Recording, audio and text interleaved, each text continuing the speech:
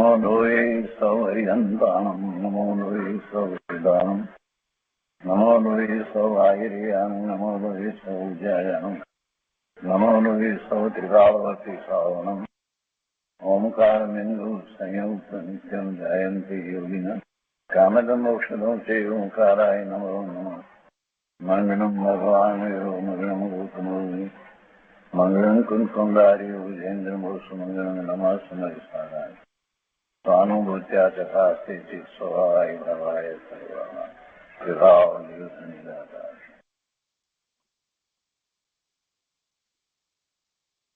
સ્વામી કાર્તિકેય અનુપ્રેક્ષા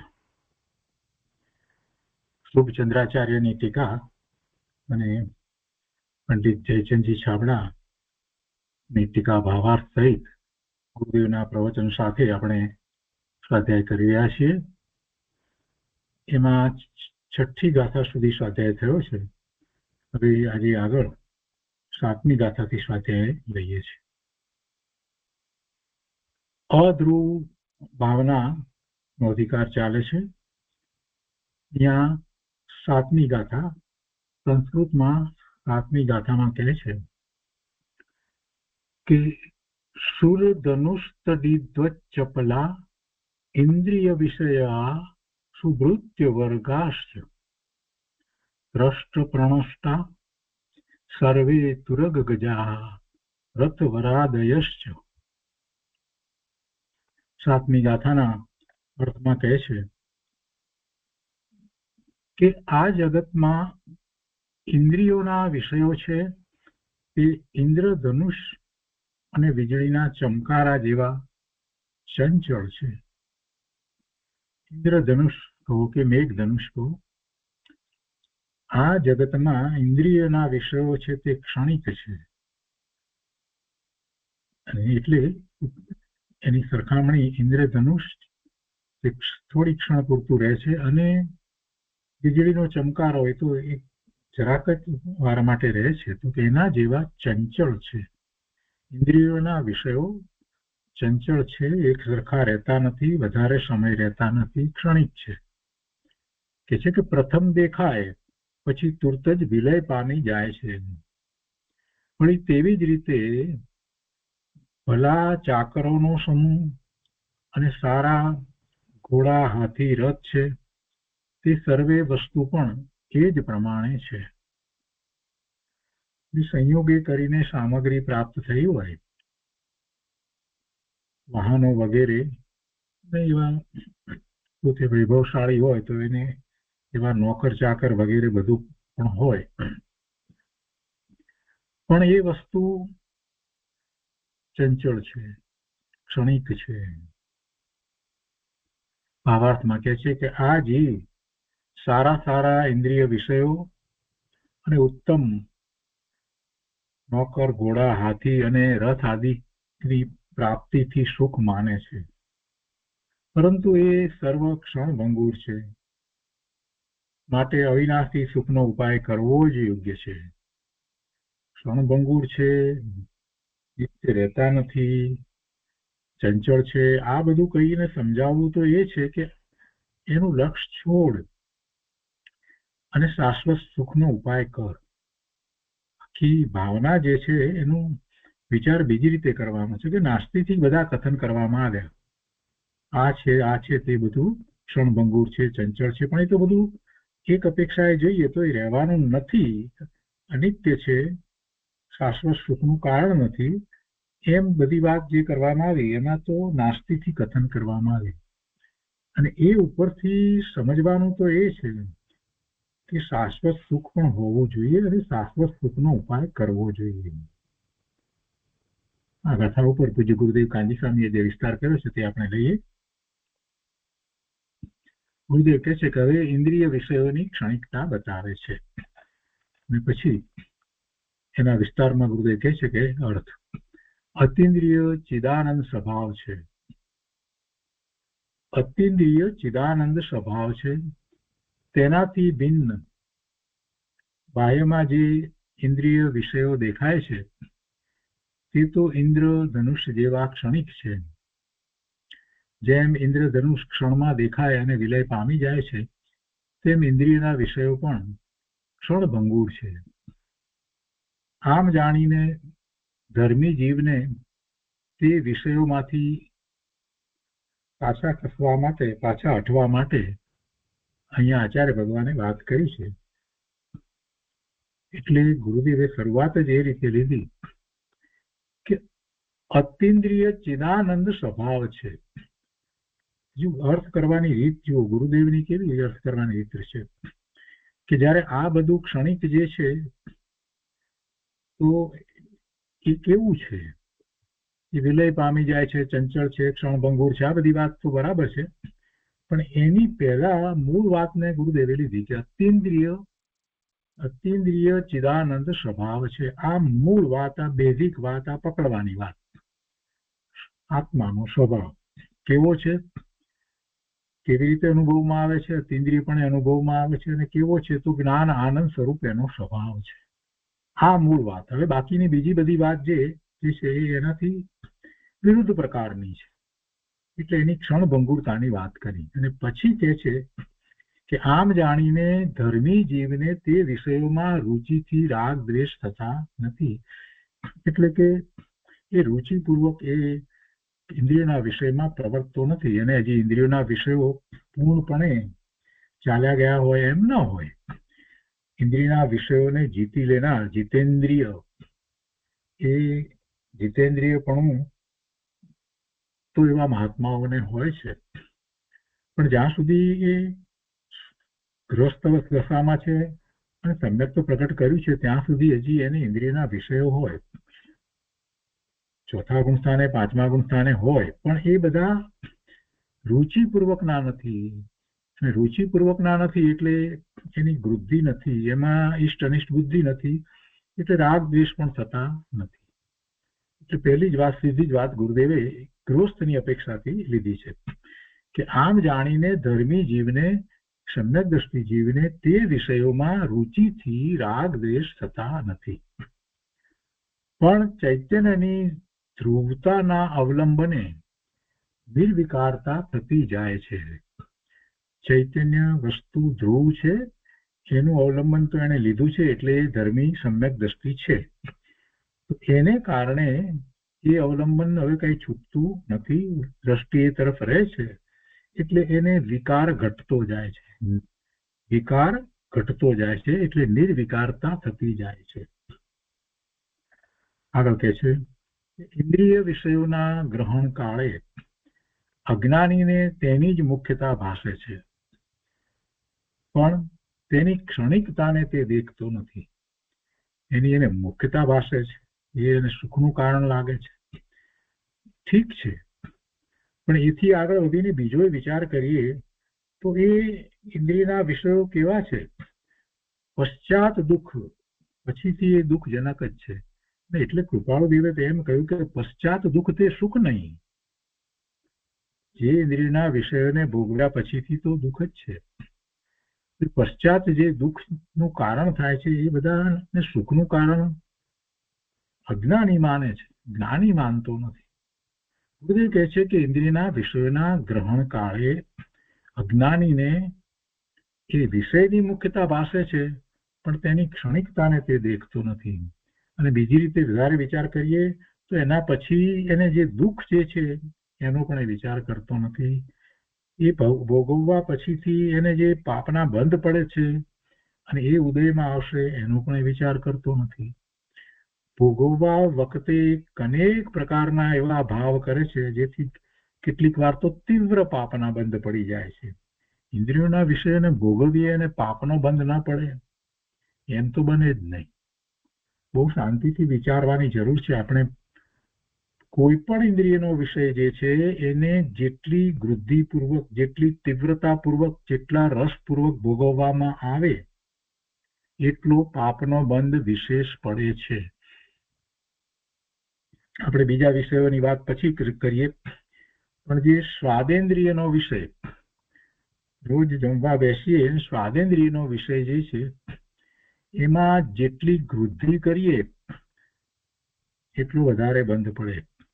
બહુ વખાણીને ખાઈએ એટલું વધારે બંધ પડે, કેમ કે એટલી વૃદ્ધિ છે. અને વૃદ્ધિ છે તો પછી બીજું એક સાથે ને સાથે શું થાય છે કે એને ફરીને ફરીને એ ભોગવવાનો વિકલ્પ ઉઠે છે. જે પદાર્થો ખાવામાં આવે છે એ વૃદ્ધિપૂર્વક ખાવામાં આવે છે. ત્રીજી વાત, હજી આહાર લેવા બેઠા નથી, જમવા બેઠા નથી, અને એ પહેલા માત્ર શું જમવાનું છે એટલું જાણીને કેટલાક લોકો જે એમાં રસ બતાવે છે ને, તીવ્ર રસ બતાવે છે, બસ આજે તો બહુ મજા આવી જશે, બહુ આમ છે, બહુ તેમ છે, કેટલી બધી વાત, તો એ બધી પણ વૃદ્ધિ છે. અને એમાં એટલા હજી જમ્યા પહેલા જ એને એટલા બંધ પડી જાય છે. કોઈને થાય કે એમાં શું બંધ પડે, પણ ભાઈ શાંતિથી વિચાર કર. બહારમાં બે જ ભાવ છે, એક શુભ ભાવ, બીજો અશુભ ભાવ. શુદ્ધ ભાવ તો છે જ નહીં. તો હવે આ જે ભાવ કર્યો એ શુભ ભાવ કહેવાય? શુભ ભાવ તો ન જ કહેવાય. ભોગવવાનો ભાવ છે એ કઈ શુભ ભાવ તો ન જ કહેવાય. તો પછી જે બંધ પડે એ પાપનો જ બંધ પડે, અને પાપનો બંધ પડે તો જેટલી તીવ્રતા, જેટલી વૃદ્ધિ, એટલો વિશેષ બંધ પડે. ફરવાના ભાવ, મ્યુઝિક સાંભળવાના ભાવ, બધી ઇન્દ્રિયોના વિચાર કરીએ આપણે, એવા દ્રશ્યો જોવાના ભાવ, સિનેમા વગેરે આ તે બધું જોવાના ભાવ, અને એમાં ખૂબ રસ પડવો. એ રસ પડવો જે છે એ રસ એ જ સામે વિશેષ કસાયનું કારણ થવાથી જે કર્મ બંધ પડે એની અંદર એ જ સ્થિતિ અને અનુભાગનું કારણ થાય છે. આપણે કહીએ છીએ ને કે કર્મ બંધાય તો એમાં જે યોગ જે છે એને કારણે પ્રકૃતિ અને પ્રદેશ બંધ થાય, અને જે કસાય જે છે, કસાયની જેટલી તીવ્રતા છે એને કારણે અનુબંધ, એટલે એટલી તીવ્રતાથી એના ઉદય આવે, એટલી તીવ્રતાથી એના ફળ આવે, અને સ્થિતિ બંધ પડે. તો અનુબંધ અને સ્થિતિ બંધ પડવામાં જે કસાય જે છે એ કસાય કઈ રીતે છે, તો કે જ્યારે ઇન્દ્રિયના ભોગવીએ છીએ કોઈ પણ વિષય હોય તો એને જેટલી વૃદ્ધિપૂર્વક, જેટલી તીવ્રતાપૂર્વક, જેટલા વખાણીને અને વારંવાર ફરી પાછા મળે એવી અંદરમાં રુચિ કરી અને ભોગવીએ છીએ, એટલો વધારે કસાય છે, એટલા વધારે તીવ્ર બંધ પડે છે, એટલા વધારે સ્થિતિના બંધ અને એટલા જ અનુભાગના વધારે બંધ પડે છે. આ બધી વાતને આપણે સમજવાની ખૂબ જરૂર છે. આપણે સાધક છીએ, વખાણીને ખાઈએ, વખાણીને બધું કરીએ, આ બધું શોભતું નથી. અને એવો વિકલ્પ કેમ ઉઠે છે? કેમ કે દ્રષ્ટિ સ્વરૂપ તરફ છે જ નહીં. આખો દિવસ જેની દ્રષ્ટિ સ્વરૂપ તરફ રહી હોય એ ખોરાક લે છે તો ઠીક છે, લઈ લીધો, જે છે તે બરાબર છે. જ્યાં કંઈ જવા આવવાનું થાય છે તો ઠીક છે, ભગવાનના દર્શન કરવા જવાનું થાય છે તો ઉત્સાહ વર્તે છે, શુભ ભાવ છે. એટલે એને એના પોતાના ભાવને સમજવાની જરૂર છે. વિષયો સાથેની જે કંઈ વાત હોય એમાં શું આટલો બધો રસ લેવો? જે ક્ષણિક વસ્તુ છે અને જે બંધનું કારણ છે એમાં આટલો બધો રસ? ગુરુદેવ કહે છે કે ઇન્દ્રિય વિષયોના ગ્રહણ કાળે આ બધું ધ્યાન રાખવાનું છે. અજ્ઞાનીને ઇન્દ્રિય વિષયોના ગ્રહણ કાળે અજ્ઞાનીને તેની જ મુખ્યતા ભાસે છે, પણ પછી એના પરિણામનો વિચાર કરતો નથી. એની ક્ષણિકતાને એ દેખતો નથી કે આ કંઈ એટલું રહેવાનું નથી. એટલે તેને તો ત્યાં જ એકાકાર બુદ્ધિથી રાગ દ્વેષ થાય છે. એને તો રાખવા છે, એ સંયોગો જે છે, ઇન્દ્રિયના વિષયના સંયોગો, એને તો રાખવા છે, એને લંબાવવા છે, એને ટકાવી રાખવા છે, એમાં જ એને રોકાઈ રહેવું છે. એવા જ એ પ્રયત્ન કરે છે. એનાથી વિપરીત ધર્મીને શું છે? તો જે ધર્મીને 12મા ઇન્દ્રિય વિષયોના ગ્રહણ કાળે પણ અંદરમાં ધ્રુવ ચિદાનંદ સ્વભાવની રુચિ પડી છે, એટલે તેને સંયોગની બુદ્ધિથી રાગ દ્વેષ થતા નથી. એનો તો એ જ્ઞાતા દ્રષ્ટા રહે છે, એને એની રુચિ નથી. એ સંયોગ છે, એને એ સંયોગ તરીકે જુએ છે. જે કંઈ આસપાસમાં મળ્યું છે એ બધો સંયોગ છે. એમાં એ ઇષ્ટ અનિષ્ટ બુદ્ધિ કરતો નથી.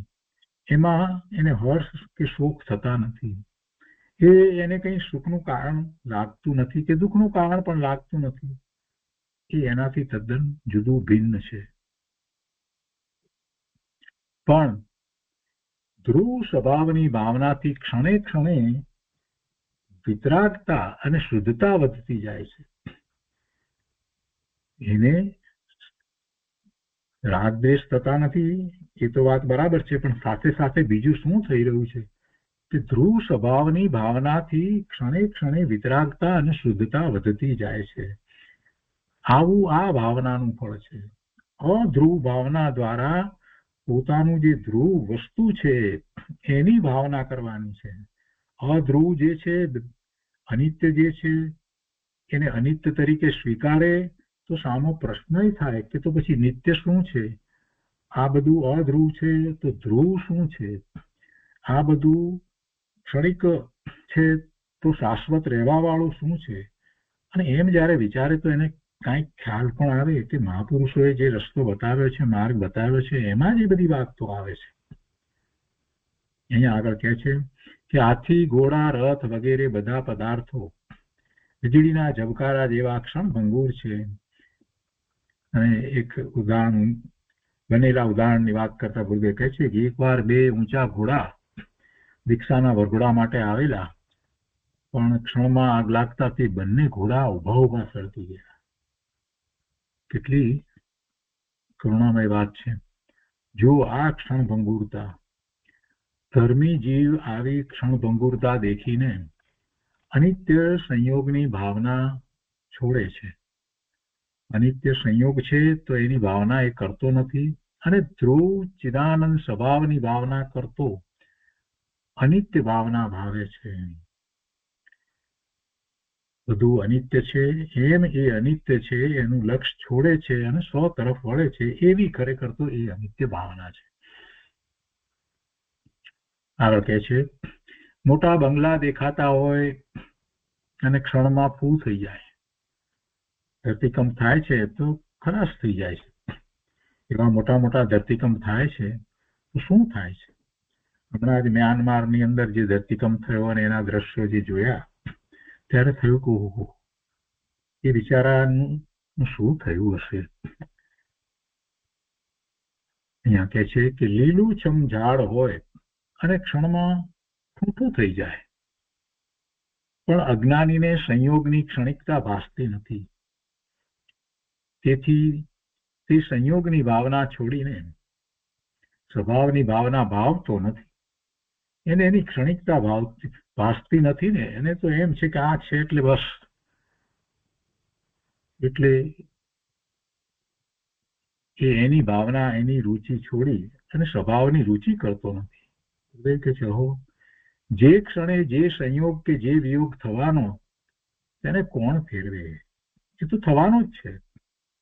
અહીંયા આ સ્વામી કાર્તિકેય અનુપ્રેક્ષામાં આગળ ગાથા 321, 322 ગાથા આવશે, અને એ ગાથામાં ધર્મી વસ્તુ સ્વભાવની કેવી ભાવના કરે છે એ વાત ત્યાં કહે છે.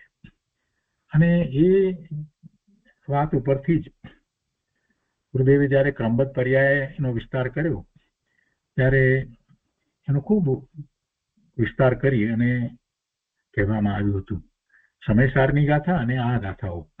અને આપણે આ 321, 322ની ગાથા ક્રમબદ્ધ પર્યાયના અધ્યાયમાં ધર્મ ધ્યાન આરાધનાના ક્લાસની અંદર આપણે લીધી, અને એમાં ગુરુદેવે જે વિસ્તાર કર્યો છે આપણે સમજ્યા છીએ. હજી આમાં એ બધી વાત આવશે. ગુરુદેવે એના ઉપર ઘણો વિસ્તાર કર્યો છે. તો એમાં શું કહે છે એ અહીંયા આપ્યું છે. એમાં કહે છે કે જે જીવને જે દેશમાં જે કાળમાં જે વિધાનથી જન્મ મરણ ઉપલક્ષણથી દુઃખ સુખ રોગ દરિદ્ર આદિ થવું સર્વજ્ઞ દેવે જાણ્યું છે, તે એ જ પ્રમાણે નિયમથી થવાનું છે. અને તે જે પ્રમાણે થવા યોગ્ય છે તે પ્રાણીને તે જ દેશમાં તે જ કાળમાં તે જ વિધાનથી નિયમથી થાય છે. તેને ઇન્દ્ર કે જિનેન્દ્ર તીર્થંકર દેવ કોઈ પણ અટકાવી શકતા નથી. આ વાત છે. જે જીવને જે દેશમાં જે કાળમાં જે વિધાનથી જન્મ મરણ એટલે પછી બાકીનું બધું સમજી લેવાનું. એટલે ઉપલક્ષણથી એમ કહ્યું કે દુઃખ સુખ રોગ દરિદ્રતા વગેરે જે કંઈ થવાનું છે એ બધું સર્વજ્ઞ દેવે જાણ્યું છે. આવી સર્વજ્ઞતા છે અને આવી સર્વજ્ઞતાનો જેને નિર્ણય સાચો નિર્ણય થયો છે. જો માહિતીરૂપ નિર્ણયની વાત તો બાજુ પર મૂકી દો. આટલા વર્ષોથી આટલા શાસ્ત્રોનો અભ્યાસ કરીએ એટલે આપણને માહિતીરૂપ તો નિર્ણય છે જ કે ભાઈ આવી સર્વજ્ઞતા છે ને આવા સર્વજ્ઞ ભગવાન છે.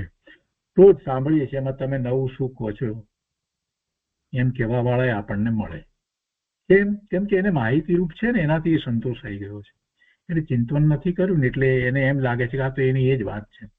જેને ચિંતન નથી કર્યું ને ગુરુદેવના પ્રવચન ઉપર ગુરુદેવની વાત ઉપર એને એમ લાગે કે એકની એક વાત છે.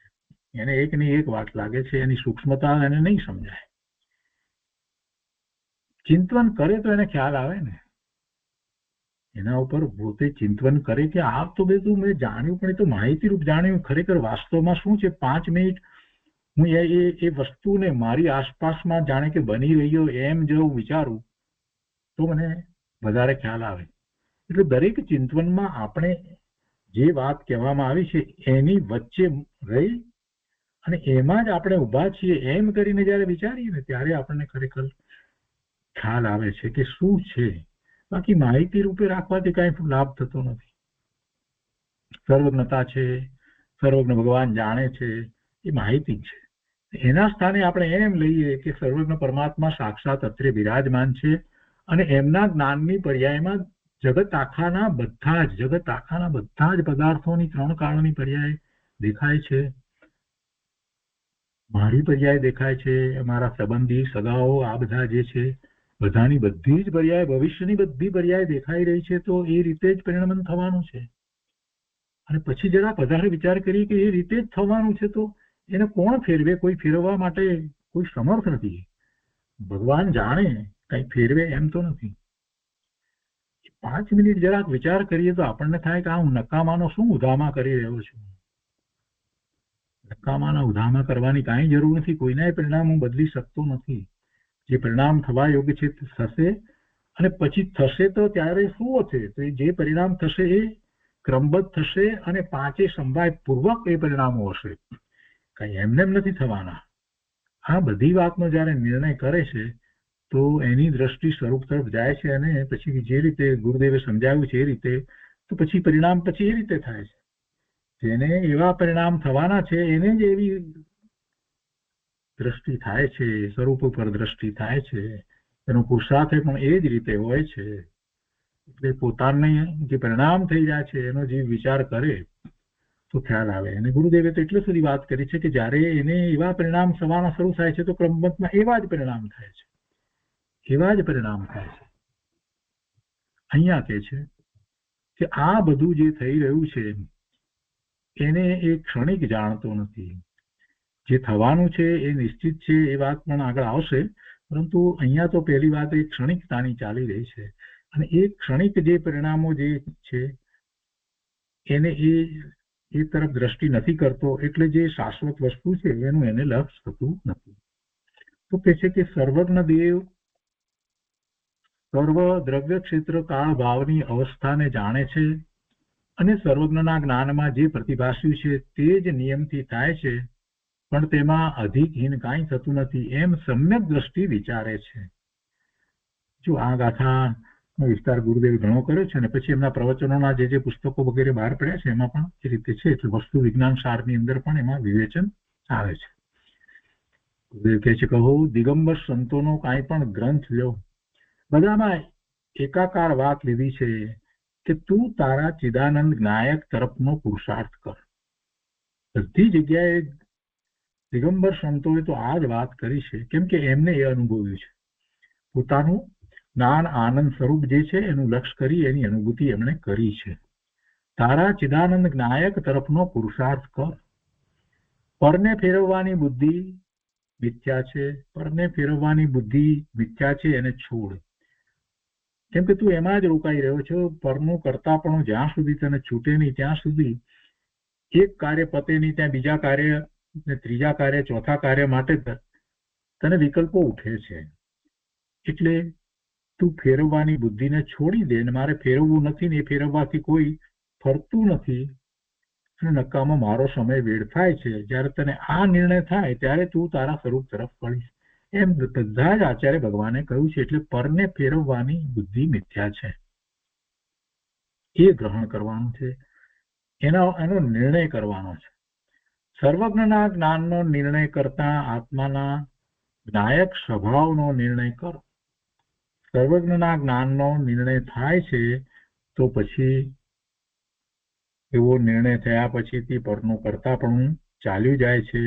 એટલે એ જીવ જે એનો ઉપયોગ બહાર કરતો હતો એ હવે સ્વ તરફ વળે છે. એનો ઉપયોગ સ્વ તરફ વળવા માટે હવે નવરો થયો. અને એમ થાય ત્યારે એ પોતાના જ્ઞાયક સ્વભાવનો નિર્ણય કરે. જે જીવ આવા વસ્તુ સ્વભાવનો નિર્ણય કરે છે તે સમ્યક દ્રષ્ટિ છે. અને તેથી 323ની ગાથામાં કહે છે, એ પ્રમાણે નિશ્ચયથી સર્વ જીવ ઉદ્ગળ ધર્મ અધર્મ આકાશ કાળ એ 6 દ્રવ્યોને તથા તે દ્રવ્યોની સર્વ પર્યાયોને સર્વજ્ઞના આગમ અનુસાર જે જાણે છે એવું જે શ્રદ્ધાન કરે છે તે શુદ્ધ સમ્યક દ્રષ્ટિ થાય છે. તથા જે એ પ્રમાણે શ્રદ્ધાન નથી કરતો પણ તેમાં શંકા સંદેહ કરે છે તે સર્વજ્ઞના આગમથી પ્રતિકૂળ છે, પ્રગટપણે મિથ્યા દ્રષ્ટિ છે. પ્રગટપણે મિથ્યા દ્રષ્ટિ છે. હવે કહે છે કે અનિત્ય ભાવનામાં પણ આ બધી વાત ભેગી રાખીને વાત છે. જુઓ ને, ક્ષણમાં જુવાન માણસો ચાલ્યા જાય છે.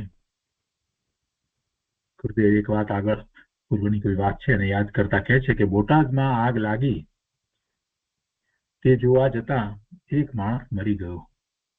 આગમાં મોટા સર્પો અને ચકલા બળી ગયા. જે ક્ષણે જે થવાનું તેને કોણ ફેરવે? એનો અર્થ એમ છે કે હે જીવ, તું નિર્ણય કર કે હું તો જ્ઞાન છું, જાણનાર છું. અને જાણનાર શું કરે? જાણનાર શું કરે? જેમ હોય તેમ જાણે, પણ કાંઈ ફેરફાર કરે નહીં. હું ફેરફાર કરી શકું છું એ બુદ્ધિ છોડવાની છે. એને માટે એ ઘણો પુરુષાર્થ કરવાનો છે. કેમ કે જ્ઞાતા દ્રષ્ટા ભાવ જયારે આવી જાય છે તો આપોઆપ રાગ દ્વેષ ઘટી જાય છે. પછી રાગ દ્વેષ ઘટાડો બોલવાની જરૂર પડતી જ નથી. રાગ દ્વેષ ઉત્પન્ન જ નથી થતા. જે રાગ દ્વેષ થઈ ગયા એ તો થઈ ગયા. હવે એ ઉત્પન્ન ન થાય એની એક જ રીત છે. જેટલું સ્વરૂપનું લક્ષ છે, જેટલું સ્વરૂપનું લક્ષ છે, જેટલું સ્વરૂપનું ચિંતન છે, જેટલું એ તરફ જ રોકાઈ રહે છે એટલા એને રાગ દ્વેષ નથી થતા. એટલે જ્ઞાતા દ્રષ્ટા જે થાય છે, જે જગતના પરિણામોને માત્ર એના પોતાના જ્ઞાનનું જ્ઞેય માને છે, એવો એ જાણનારો થાય અને હું કાંઈ કરી શકતો નથી ને મારે કાંઈ કરવું નથી, એમ જયારે એને નિર્ણય થાય તો પછી એની દ્રષ્ટિ જ્ઞાન સ્વભાવ તરફ વળ્યા વિના રહે નહીં. માત્ર જાણે છે, જેમ હોય તેમ જાણે, પણ કાંઈ ફેરફાર કરે નહીં. આવા જ્ઞાન સ્વભાવમાં શંકા કરે તે મિથ્યા દ્રષ્ટિ છે. આવો જ્ઞાન સ્વભાવ જેમણે કેળવ્યો છે એવા મહાપુરુષો, એવા ધર્મી જ્ઞાની સમ્યક દ્રષ્ટિ એને એ શંકાની નજરે જુએ કે આ તો બધા વાતો કરે છે, ખોટી વાત, આવું કઈ હોય નહીં, વગેરે વગેરે,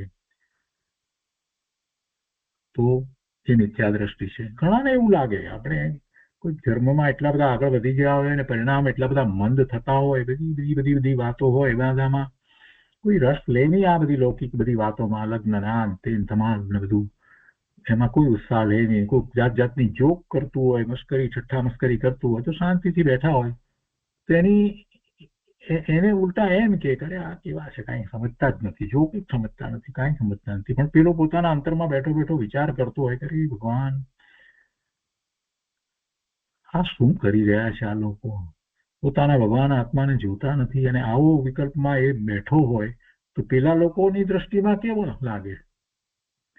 પણ એ બધા મિથ્યા દ્રષ્ટિ છે. અહીંયા એમ કે છે કે આવા જે જ્ઞાન સ્વભાવમાં જે બેઠો છે એને માટે એ બીજી રીતે વિચાર કરે છે. એવા જ્ઞાન સ્વભાવમાં જે શંકા કરે છે, પોતાના જ્ઞાન સ્વભાવને તો પછી ક્યાંથી માનશે? એ તો મિથ્યા દ્રષ્ટિ છે. પરમાં ફેરફાર કરવાનું માને તે પણ મિથ્યા દ્રષ્ટિ છે. બહારમાં ફેરફાર કરવામાં કાંઈ પુરુષાર્થ કામ આવતો નથી. જો મોટી વાત તો આ છે, સાચી વસ્તુ તો આ છે કે બહારમાં ફેરફાર કરવામાં કાંઈ પુરુષાર્થ કામ આવતો નથી. જો ખરેખર એ બહારમાં ફેરફાર કરવામાં પુરુષાર્થ કામ આવતો હોય તો જગતના બધા જ જીવોએ જે જે ઈચ્છ્યું છે એ બધું થઈ જાય. એવું તો થતું નથી. એવું તો થતું નથી. કોઈ નિષ્ફળ જાય જ નહીં. કેટલા લોકો કેટલો બધો પુરુષાર્થ પ્રયત્ન કરે છે, જાત જાતનું કરી રહ્યા છે, પણ એમ થતું નથી. ધાર્યા પ્રમાણે બધા પરિણામો આવે છે એવું તો બનતું નથી. પુણ્યના ઉદય છે અને એ વખતે એને જે ધાર્યું છે અને પરિણામ એવું આવે છે તો એને મનમાં એમ ભ્રાંતિ થઈ જાય છે કે આ મારા પ્રયત્નને કારણે, મારી મહેનતને કારણે આ પરિણામ મેં ધાર્યું હતું એવું આવ્યું. મેં મહેનત કરી એટલે આમ થયું. પુણ્યનો ઉદય છે એ નથી સમજતો. પોતાને જે કંઈ કરે છે અને એને ઈચ્છા છે કે આવું કરવું છે અને એ માટે એ પ્રયત્ન જે કરી રહ્યો છે અને એ વખતે એનો પુણ્યનો ઉદય છે તો એ પરિણામ ધાર્યું છે એ પ્રમાણે આવે છે. તો આ વિચારો એમ સમજે છે કે આ બધું મારું મહેનતનું ફળ છે, બધું એની મહેનતનું ફળ લાગે છે ને. અને આ જ વાતને કારણે મોટા મોટા બુદ્ધિશાળી બધા જે છે એ બ્રહ્મમાં જ રહ્યા છે અને જીવન આખું બ્રહ્મમાં વ્યતીત કરે છે. સમજતા નથી કે આ તો પુણ્યનો ઉદય હતો. કાંઈ પોતાની બુદ્ધિ ને પોતાની મહેનત ને આ બધી વાત જે છે એ કોઈ વાત છે જ નહીં. સંયોગો તો પુણ્યના ઉદયને કારણે એવા આવવાના હતા તે આવ્યા. એમાં તું શું કરે પ્રભુ? તો દરેક વખતે જે કરવા ધારે છે એમ નથી થતું, એના ઉપરથી સમજી જા ને. સફળતાઓ મળી છે 2-5, પણ આખા દિવસમાં બીજી બધી વાતનો વિચાર કરે તો એમાં તો અસફળ જ રહ્યો છે. આ શરીરની અંદર જે કંઈ ચાલી રહ્યું, જે કંઈ થઈ રહ્યું છે એમાંનું કાંઈ કરી શકે છે? ગમે તેટલા પૈસા, ગમે તે મહેનત, ગમે તેટલો મોટો પોતે ડોક્ટર હોશિયાર બધું હોય તો પણ શું કરે? એ પોતાને એવા અસાધ્ય રોગ થાય છે તો એ એને મટાડી શકતો નથી. પોતાના સગાવાલાઓને પણ એવી રીતે થાય છે તો કંઈ બચાવી શકતો નથી. અને કેટલી વખત એવું બને છે કે એને ધાર્યું હોય કે હું આમ કરીશ અને અચાનક જ કાંઈક એવું બને ત્યારે એ શું કરે છે? કાંઈ કરી શકતો નથી. કચ્છની અંદર કેટલા વર્ષો પહેલાની વાત છે, ભૂકંપ આવ્યો અને મોટા મોટા એવા પૈસાદાર હૃદય લોકો હતા. એમાંના કેટલાકના તો એવા દાખલા છે કે એ બહાર આમ ફરવા ગયા હતા, ચાલવા ગયા હતા કે કાંઈક હતું, ભૂકંપ આવ્યો ને આવે પછી પાછા આવ્યા ઘરે ત્યારે ઘર આખું ભાંગીને ભૂક્કો થઈ ગયેલું અને પોતાના સ્વજનો અંદર દબાઈ ગયા હતા. કાંઈ રહ્યું નહીં. કરોડપતિ માણસ રસ્તા પર આવી ગયો. શું કરે? શાંતિથી બધી વાતને સમજવાની જરૂર છે પ્રભુ. કોઈ અભિમાન કરવા જેવા નથી. મહેનત ને આ તે ને બધી વાત જે છે એ બધી નિમિત્ત છે. એ નિમિત્તની વાત છે. જેની પાસે બહુ પૈસા છે, બહુ બુદ્ધિશાળી, હોશિયાર અને બહુ મહેનત કરે છે એવી વાત નથી હોતી. અને જે બહુ મહેનત કરે છે, બહુ બુદ્ધિશાળી છે, એને ખૂબ પૈસા મળે એમ નથી થતું. એ તો આપણે જોઈએ છીએ. એ ઉપરથી જ ખ્યાલ આવવો જોઈએ કે આ તો બધો પુણ્યનો ઠાઠ છે. પુણ્યનો ઠાઠ છે. પુણ્ય છે એટલે બધું દેખાય છે. બોળવાઈ ન જશો. મહાપુરુષો આપણને એમ કહે છે કે પુણ્યના ઠાઠમાં તમે ભ્રમિત ન થશો, બોળવાઈ ન જશો. તમે એમ ન માનશો કે આ બધું મારી મહેનતને કારણે છે. અને જો એમ માનવા જશો તો પછી ખોટી દિશામાં મહેનત કર્યા જ કરશો, જીવન પૂરું થઈ જશે. બહારમાં ફેરફાર કરવામાં કાંઈ પુરુષાર્થ કામ આવતો નથી. આ વાત ચાલી રહી છે. પોતે જ્ઞાનમાં સમાધાન રાખીને જાણનાર રહે અને રાગ દ્વેષ ન થાય એ જ પુરુષાર્થ છે. પોતે જ્ઞાનમાં સમાધાન રાખીને જાણનાર રહે અને રાગ દ્વેષ ન થાય એ જ પુરુષાર્થ છે. જ્ઞાનમાં નિશંક થઈને જ્ઞાનપણે રહ્યો અને વિકારપણે ન થયો તેનું નામ પુરુષાર્થ છે. જ્ઞાનપણે રહેવું અને વિકારપણે ન થવું એ જ પુરુષાર્થ છે. જ્ઞાન સ્વભાવ નિત્ય છે. જ્ઞાન સ્વભાવ નિત્ય છે. તેને ઓળખીને તેની ભાવના કરવી અને ક્ષણિક સંયોગની ભાવના છોડવી એનું નામ અનિત્ય ભાવના છે. આગળ કહે છે કે આ જીવ સારા ઇન્દ્રિય વિષયો અને ઉત્તમ નોકર, ઘોડા, હાથી અને રથ આદિની પ્રાપ્તિથી સુખ માને છે, પરંતુ એ સર્વ ક્ષણભંગુર છે. માટે અવિનાશી સુખનો ઉપાય કરવો જ યોગ્ય છે. અંતરંગ ચિદાનંદ તત્વમાં જ મારી શાંતિ છે. અંતરંગ ચિદાનંદ તત્વમાં જ મારી શાંતિ છે. એ સિવાય સંકલ્પ વિકલ્પમાં શાંતિ નથી અને બહારના સંયોગમાં પણ શાંતિ નથી. બહારના સંયોગો એને કારણે છે, એ કઈ મારે કારણે નથી. એમાં હું ફેરફાર પણ કરી શકતો નથી. સંયોગો બદલાયા કરે છે. સંયોગો એક સરખા રહેતા નથી. ગમે એવા સંયોગો હોય તોય એક સરખા રહેતા નથી અને ન ગમે એવા સંયોગો હોય તોય કઈ એવા એક સરખા રહેતા નથી.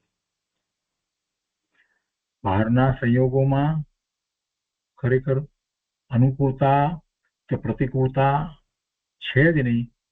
એ બધું કલ્પિત છે. બહારના સંયોગોના તો જ્ઞાતા દ્રષ્ટા થઈને રહેવાનું છે. ક્યારેક અનુકૂળતા લાગે, ક્યારેક પ્રતિકૂળતા લાગે, પણ જેની દ્રષ્ટિ સ્વરૂપ તરફ થઈ છે એને કાંઈ લાગતું નથી.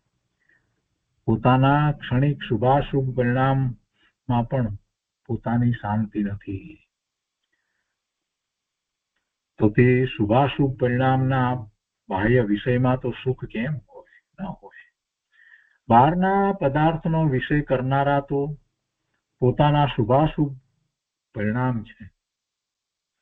બહારના પદાર્થો જે છે એનો વિષય કરનારા તો પોતાના શુભાશુભ પરિણામ છે અને તે પરિણામમાં પણ સુખ નથી અને બહારના વિષયમાં પણ સુખ નથી. સુખ તો અવિનાશી જ્ઞાન સ્વભાવની ભાવનામાં જ છે. માટે ક્ષણભંગુર સંયોગો અને તેના લક્ષ્ય થતા શુભાશુભ પરિણામની ભાવના છોડીને ધ્રુવ ચિદાનંદની જ ભાવના કરવી તે અવિનાશી સુખનો ઉપાય છે. અને આ જ વાત આપણે અધ્રુવ ભાવનામાંથી શીખવાની છે. ગુરુદેવ આગળ કહે છે કે પોતામાં જે ક્ષણિક સંકલ્પ વિકલ્પ થાય છે તે પણ વિભાવ છે. સંકલ્પ વિકલ્પ થાય છે ક્ષણિક છે, પણ છે તો વિભાવ, કઈ સ્વભાવ તો નથી. આત્માનો સ્વભાવ સંકલ્પ વિકલ્પનો છે જ નહીં. તો પોતામાં જે ક્ષણિક સંકલ્પ વિકલ્પ થાય છે તે પણ વિભાવ છે અને તેના બાહ્ય વિષય રૂપ જે પદાર્થો દેખાય છે તે પણ વિભાવ પર્યાય છે. કેરીનો રસ ખાવાના પરિણામ થાય ત્યાં તે રસમાં તો સુખ નથી અને રસ ખાવાના જે અશુભ પરિણામ છે તેમાં પણ સુખ નથી. રસમાં સુખ નથી, હા એમ જ છે. જેને રસ નથી ભાવતો એને સુખ નથી લાગતું. તમે જબરજસ્તી કરશો તો એને દુઃખ લાગશે. નથી ભાવતી કેટલાકને કેરી. અરે કેરીની એલર્જી પણ હોય છે. અમે તો જોયું છે કે કેરીને હાથમાં પકડી શકે નહીં એટલી બધી એલર્જી હોય. રસની ખાવાની એ તો વાત જ બાજુ પર રહી ગઈ. એટલે રસમાં સુખ હોય તો બધાને સુખ થવું જોઈએ અને બધાને સરખું સુખ થવું જોઈએ, પણ એમ તો નથી.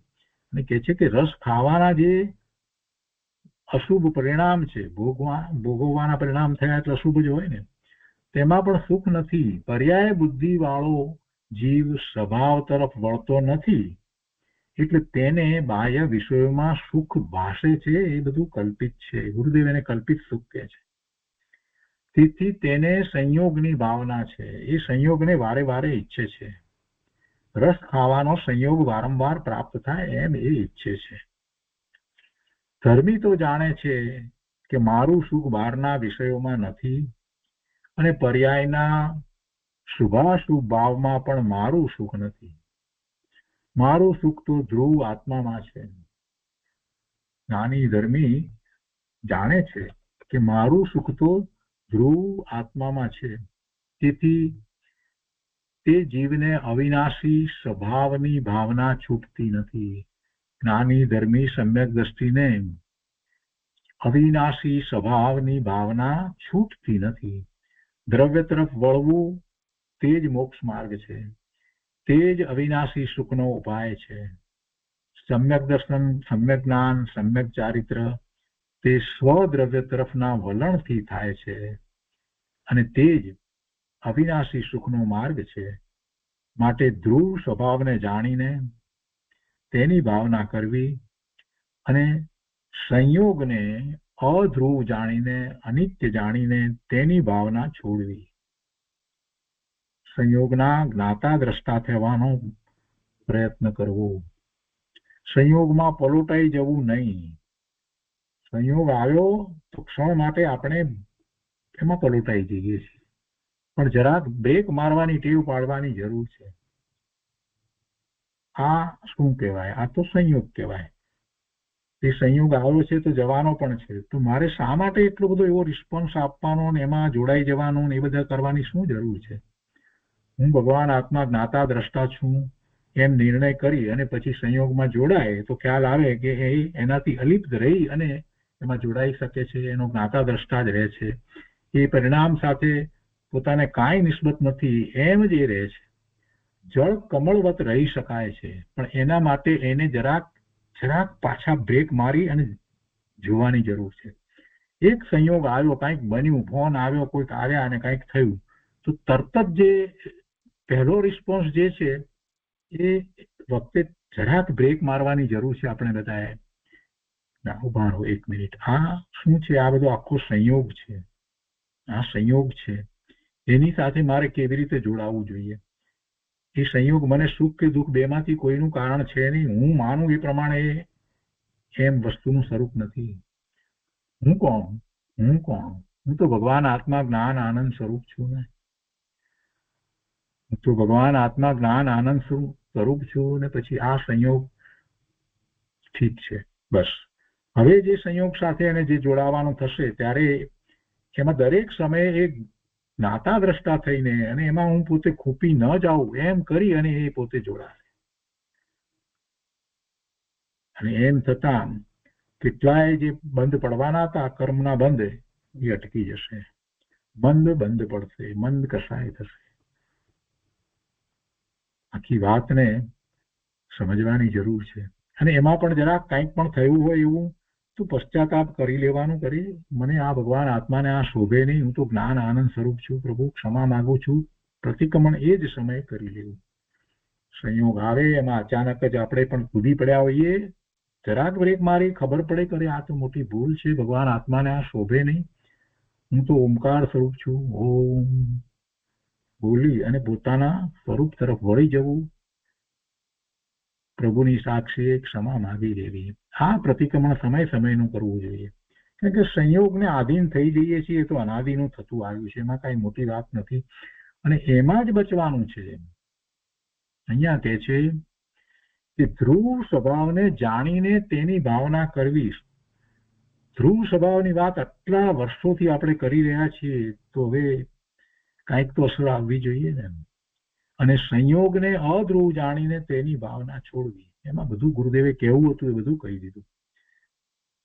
વળી બીજો દાખલો આપી અને બુદ્ધજનો વગેરેના સંયોગની અધ્રુવતા બતાવે છે.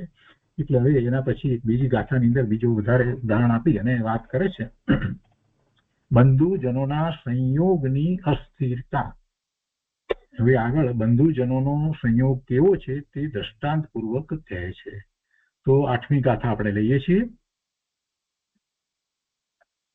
8મી ગાથા સંસ્કૃતમાં આ રીતે છે. ઉદ્ગાતમાં કહે છે કે હવે બંધુજનોનો સંયોગ કેવો છે તે દ્રષ્ટાંત પૂર્વક કહે છે. પથિક જનાનાં યથા સંયોગો ભવતિ ક્ષણમાત્રમ બંધુજનાનાં ચ તથા સંયોગઃ અધ્રુવઃ ભવતિ. એનો અર્થ છે જેમ પંથમાં પથિક જનોનો સંયોગ ક્ષણ માત્ર છે તે જ પ્રમાણે સંસારમાં બંધુજનોનો સંયોગ પણ અસ્થિર છે. મુસાફરી કરીએ તો બીજા મુસાફરો આપણને મળે અને થોડો સમય આપણે જ્યાં મુસાફરી કરતા હોઈએ ત્યાં સુધી એ આપણી સાથે હોય, બસ આટલું જ. પછી તો કે કઈ આપણી સાથે રહેતા નથી. કાં તો આપણું ઉતરવાનું સ્થળ આવી ગયું હોય તો આપણે એ મુસાફરીમાંથી નીકળી જઈએ, કાં તો એ નીકળી ગયા હોય. સાથે મુસાફરી કરતા હોઈએ ત્યારે જે બીજા મુસાફરો સાથેનો જે સમયગાળો જેટલો જે જાય છે તો એને આપણે કઈ બહુ ઘનિષ્ઠતાપૂર્વક કે બહુ મહત્વ આપતા નથી. આપણને તો યાદ નથી કે કેટલા મુસાફરો સાથે આપણે કેટલી મુસાફરી કરી, કઈ યાદ નથી. તો આચાર્ય ભગવાન એમ કે છે કે ભાઈ તું એ પ્રમાણે આ તને અત્યારે વર્તમાનમાં કુટુંબમાં જે કંઈ બધા મળ્યા છે એ બધાનો પણ એમ જ તું વિચાર કર કે સંસારમાં બંધુજનોનો સંયોગ પણ એવી રીતે જ છે. આ મુસાફરી અત્યારે જે ચાલી રહી છે જન્મથી માંડી અને એ છોડીએ ત્યાં સુધીની, એની અંદર આ બધા આપણને મળ્યા છે. બસ તું નકામાના રાગ નહીં કર. જો રાગ કરીશ તો દ્વેષ થશે. રાગ અને દ્વેષ છે એક સિક્કાની બે બાજુ જેવા છે. કોઈ એમ કે અમને રાગ છે દ્વેષ તો નથી, એ શક્ય નથી. રાગ અને દ્વેષ બંને કસાય છે અને ક્રોધ માન માયા લોભ એને વિસ્તારથી ગણીએ તો એ રીતે છે, અથવા તો નો કસાય છે એમાં પણ એ બધું રાગ દ્વેષ જ છે. સ્નેહ હોય, બીજા પ્રત્યે સ્નેહ હોય, બધા ભગવાન આત્મા છે એવો સ્નેહ ભાવ રાખવો જોઈએ, રાગ દ્વેષ નહીં. બધા ભગવાન આત્મા છે, નાના હોય કે મોટા હોય, બધા ભગવાન આત્મા છે.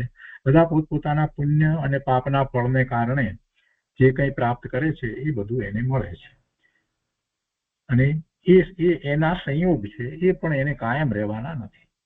એટલે કોઈની ઈર્ષા કરવાનો પણ ભાવ મનમાં આવે નહીં. સૌ પોતપોતાના પુણ્ય અને પાપના ઉદય પ્રમાણે સંયોગોને પ્રાપ્ત કરે છે અને એ સંયોગો કાયમ રહેતા નથી. આ જેમની સાથે હું અત્યારે કુટુંબમાં રહ્યો છું, જે મારા મિત્રો વગેરે છે, આ બધા જે છે એ સંયોગ છે. અને દરેક વ્યક્તિની જે અત્યારે વર્તમાન દશા જે છે તો એ એને એના પૂર્વે કરેલા શુભ અને અશુભ ભાવના ફળ સ્વરૂપે જે પુણ્ય અને પાપના બંધ પડ્યા હતા એના ઉદય પ્રમાણે છે. મને મારા એવા પુણ્ય અને પાપના ઉદય પ્રમાણે મારી આ સ્થિતિ, આ બધા સંયોગો છે. બસ આટલી મધ્યસ્થતા રાખી અને બધા પ્રત્યે દ્રષ્ટિ રાખવામાં આવે તો કોઈના માટે દ્વેષ થાય નહીં, કોઈના માટે રાગ થાય નહીં. રાગ કરે તો દ્વેષ થશે અને રાગ ને દ્વેષ તો આપણે જાણીએ છીએ કે તો પડવાના કારણ છે. અહીંયા કે છે ભાવાર્થમાં કે આ જીવ બળો કુટુંબ પરિવાર પામતા અભિમાનથી તેમાં સુખ માને છે. મોટો પરિવાર હોય ને તો એમ સુખ માને. આ જીવ બહોળો કુટુંબ પરિવાર પામતા અભિમાનથી તેમાં સુખ માને છે અને એ અભિમાન એ મદ વડે પોતાના સ્વરૂપને ભૂલે છે. પણ એ બંધુ વર્ગ આદિનો સંયોગ માર્ગના પથિક જન જેવો જ છે, થોડા જ સમયમાં વિખરાઈ જાય છે. માટે એમાં જ સંતુષ્ટ થઈ અને સ્વરૂપને ન ભૂલવું, પોતાના સ્વરૂપને ભૂલવું નહીં. તો એ 8મી ગાથાનો ભાવાર્થ થયો. એની પર પૂજ્ય ગુરુદેવ કાંજી સ્વામીએ જે વિસ્તાર કર્યો છે તે આપણે લઈએ છીએ. અહીંયા કહે છે કે આત્માને સ્ત્રી પુત્ર બંધુજનો વગેરેનો સંયોગ તો આ ભાવમાં નવો થયો છે. આ ભાવમાં આ સંયોગ એમની સાથેનો થયો તે નવો થયો છે અને તે સંયોગ અસ્થિર છે. કદાચ એના એ જીવો પૂર્વ ભાવમાં મળ્યા હોય પણ એ વખતે બીજા સંબંધો હોય. એટલે આ ભાવમાં જે સંબંધ જે છે, સંયોગ સંબંધ જે છે એ નવો. સંયોગનો વિયોગ થઈ જવાનો.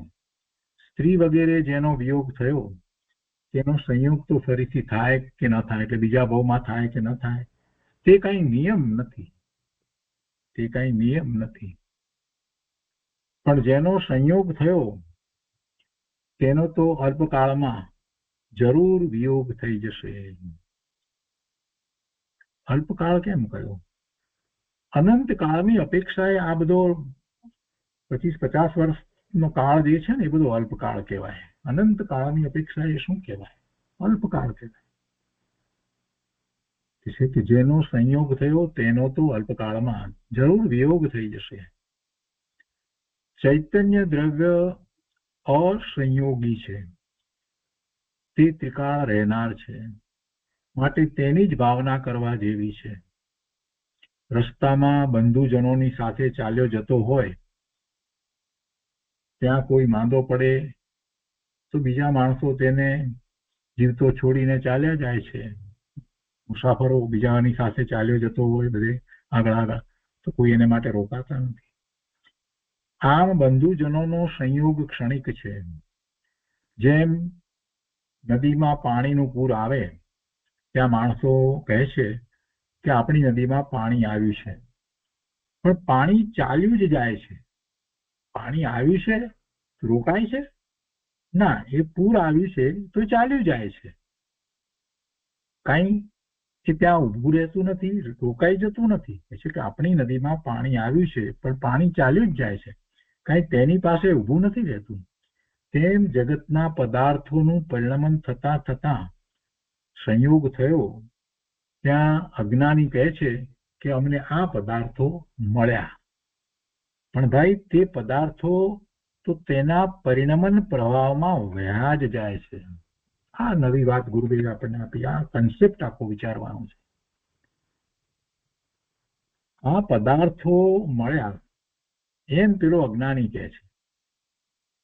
ના, એ પદાર્થો પણ એના પરિણમનના પ્રવાહમાં જ વહી રહ્યા છે, અને એમાં સ્થાનાંતરમાં ક્ષેત્રાંતરમાં એ મારી સમીપમાં આવ્યા, અને એ એના પ્રવાહમાં ક્ષેત્રાંતરમાં પાછા બીજે આગળ વધવાના જ છે, જવાના જ છે. આ દ્રષ્ટિકોણ જ્યારે અપનાવવામાં આવે ત્યારે ખ્યાલ આવે કરી હું ઊભો છું મારી જગ્યાએ અને આ પદાર્થો આવે છે અને જાય છે, કેમ કે એનો એ પ્રવાહ છે, એનો પરિણમનનો એ પ્રવાહ છે. બહુ સરસ રીતે વાત ગુરુદેવ મૂકી છે. નદીનું ઉદાહરણ આપીને વાત મૂકી છે કે પાણી આવે છે તો આપણે જોઈએ છીએ, પણ એ ક્યાં ઊભું રહે છે, તો ચાલ્યું જાય છે, એનો પ્રવાહમાં ચાલ્યું જાય છે. એવી રીતે આ જગતના પદાર્થો જે છે એ આપણી સમીપમાં આવે છે એટલે આપણે માનીએ છીએ કે બસ હવે મને મળી ગયા. એમ નથી, એ પ્રવાહમાં જ છે, કેમ કે એનું પરિણમન થઈ રહ્યું છે. આ વાત ગુરુદેવે જે રીતે મૂકી છે એ બહુ સરસ રીતે મૂકી છે કે પણ ભાઈ તે પદાર્થો તો તેના પરિણમન પ્રવાહમાં વહ્યા જ જાય છે.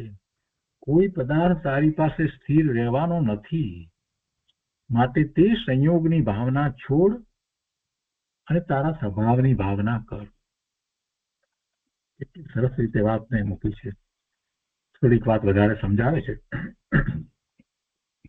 કે એક વાર એક માણસ એકલો મુંબઈ ગયો. મુંબઈમાં વેપાર કર્યો, પૈસા કમાયા એટલે પૈસાદાર થયો, પૈસા થયા, સ્ત્રી પરણ્યો અને છોકરા થયા. છોકરાના કદાચ છોકરાએ થયા હશે, બધું થયું છે, મોટું કુટુંબ 12 માણસો થયા. ને અમુક વખત થતા બધા મરી ગયા, પૈસા ચાલ્યા ગયા, અને જેવો એકલો ગયો હતો તેવો એકલો પાછો આવી ગયો. પાછો આવ્યો એકલો. આ બનેલી કોઈ વાત હશે એની વાત ગુરુદેવે કહી છે. આ સંયોગ માટે સંયોગમાં સુખનો વિશ્વાસ છોડીને સ્વભાવની ભાવના કર. સંયોગમાં સુખ એવો જે વિશ્વાસ અનાદિથી ચાલ્યો આવે છે ને એને છોડ અને વિશ્વાસ તો સ્વભાવનો કર, સ્વભાવની ભાવના કર. આ જીવ બહોળું કુટુંબ પરિવાર પામતા અભિમાનથી તેમાં સુખ માને છે, અને એ અભિમાન વડે, એ મદ વડે પોતાના સ્વરૂપને ભૂલે છે. પણ એ બંધુ વર્ગ આદિનો સંયોગ માર્ગના પંથી જન જેવો જ છે, એટલે પથિક જેવો છે, જે પંથમાં મળ્યા હોય એના જેવો જ છે. થોડા જ સમયમાં વિખરાઈ જાય છે, માટે એમાં જ સંતુષ્ટ થઈ અને સ્વરૂપને ન ભૂલવું.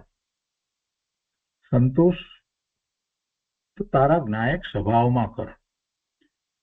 સંતોષ તો તારા જ્ઞાયક સ્વભાવમાં કર. બહારના સંયોગમાં સંતોષ માનીશ તો તે સંયોગ તો ચાલ્યા જવાના છે, માટે દ્રષ્ટિને અંતરમાં ફેરવીને સ્વભાવની ભાવનામાં પુરુષાર્થ ફેરવ. સ્વભાવની ભાવનાનો પુરુષાર્થ કર. દેહના સંયોગની અસ્થિરતા હવે બતાવે છે. તો આગળની ગાથામાં 9મી ગાથાની અંદર દેહના સંયોગની અસ્થિરતાની વાત આવે છે. તો એ આપણે આવતા સ્વાધ્યાયમાં લઈશું. આજનો સ્વાધ્યાય અહીંયા સુધી રાખીએ છીએ.